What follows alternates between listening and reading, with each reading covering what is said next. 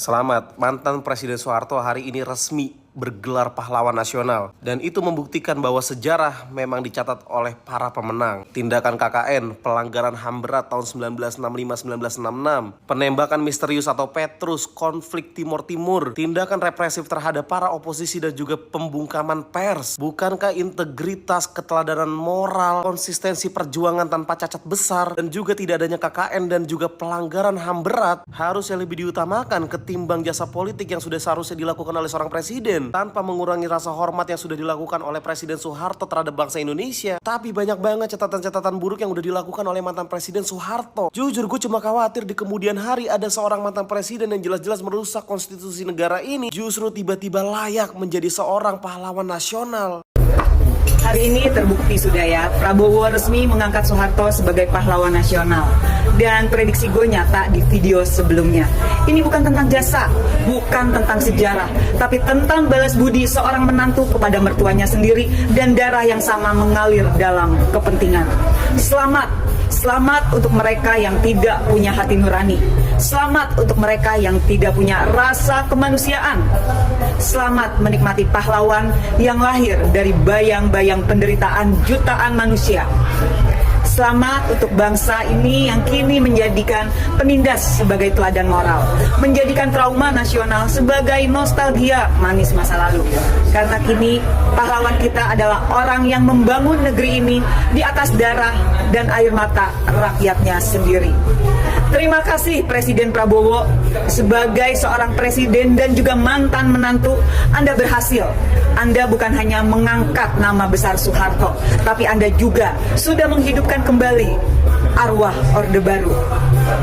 Dan untuk rakyat Indonesia, selamat datang Orde Baru versi modern, versi yang dikemas rapi dalam jas demokrasi, tapi isinya tetap sama, otoriter dan diktator.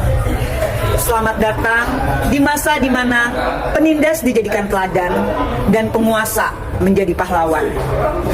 Dan bila nanti gelombang rakyat kembali menggulung jalanan, jangan salahkan siapa-siapa. Karena setiap luka yang tidak pernah disembuhkan akan terus menuntut keadilan dengan caranya sendiri. Hari ini kita semua menjadi saksi sejarah. Bangsa ini bukan sedang memberi gelar, tapi sedang menghapus air mata sejarah. Selamat datang Orde Baru. Silahkan duduk di singgasana kehormatan palsu. Tapi ingatlah, rakyat belum selesai denganmu. Satyam Eva Jayate. Jadi kalau hari ini atau nanti 10 November Soeharto bisa mendapatkan gelar pahlawan nasional, siapa motornya ini nih? Agus Jabo itu sebetulnya nggak setuju dengan pemberian gelar Soeharto, tapi karena dia berada di pusaran kabinet, nggak bisa ngapa-ngapain. Sama dengan aktivis-aktivis lainnya. Dan arahan untuk Marsinah menjadi pahlawan nasional ini kan sebenarnya disuarakan langsung oleh Prabowo Subianto ya Kang Ca, di Hari Buruh tepatnya. Seharusnya pemberian gelar Marsinah itu tahun depan. 2026. Tapi kemudian ada permintaan itu untuk percepatan. Nah ini kan ada klaim ya, nih, bahwa rekam jejak Soeharto itu sudah clear lah gitu. Karena apa? Karena memang sikap Golkar ya bisa kita bilang cukup konsisten, ya kan? Sejak lama mereka mendukung Soeharto sebagai pengusulan gelar pahlawan untuk Soeharto. Dari Megawati sendiri sebenarnya sudah mengeluarkan statement kan bahwa PDIP partai secara kelembagaan itu menolak Soeharto mendapat gelar pahlawan. Karena dia dan Megawati menyampaikan bahwa betapa sulitnya Soekarno ketika eranya Soeharto itu dimakamkan di Taman Makam Pahlawan. Ini diterjemahkan oleh kader-kadernya Megawati untuk kemudian menyampaikan penolakan. Nah, penolakannya ini dalam bentuk macam-macam. Misalnya PDIP itu mendukung kelompok masyarakat sipil untuk membuat diskusi-diskusi tentang penolakan Soeharto untuk mendapatkan gelar pahlawan. Jadi gue sama Daniel waktu itu main ke atau wawancara lah ya, wawancara ke kantor PDIP.